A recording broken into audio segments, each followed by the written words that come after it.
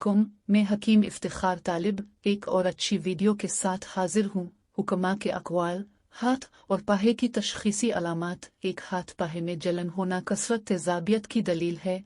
2 हाथ पाहे और सारे जिस्म पर कसरत से पसीना आना कबत हार की अलामत है। 3 हाथ पाहे में गैर इरादी हरकत ज़्यादा होना रशा की अलामत है और कम होना कसरत मुबाशरत की अलामत है। 4 हाथ पाहे की उंगलियों के सिरे सुन होना पेशाब में कीटोन खारिज होने की अलामत है। बसा औक़ात फालिज के असरात से भी ऐसा होता है। 5 अमराज कल्ब में नाखून खमदार और उभरे हुए दिए देते हैं।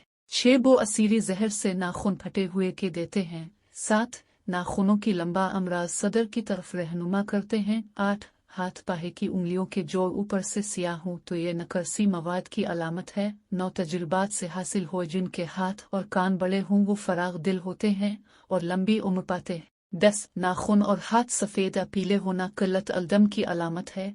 11 हाथ के नाखूनों हर हलाली निशान होना जलियान और ना होने को नामर्दी समझना जहालत है। 12 नाखून पर सफ़ेद निशान कैल्शियम की कमी की अलामत है।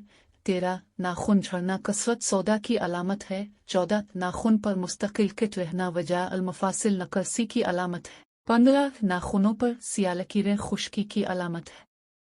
16 नाखूनों के किनारे नथवरे फूटना खुश्की की अलामत है।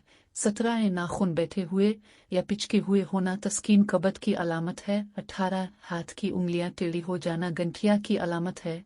19 पाहे की उंगलियों के दरमियानी हिस्से सफ़ेद जख्म होना गिल जाना फंगस कहलाता है। ऐसी अच्छी इस्लामिक सबक आमोज और तिब्बी पोस्ट के लिए को लाइक शेयर फॉलो और शेयर करें। किसी भी तिब्बी मसले की सूरत में मशवरे और इलाज के लिए आज ही राब्ता करें। Call WhatsApp 0308787434।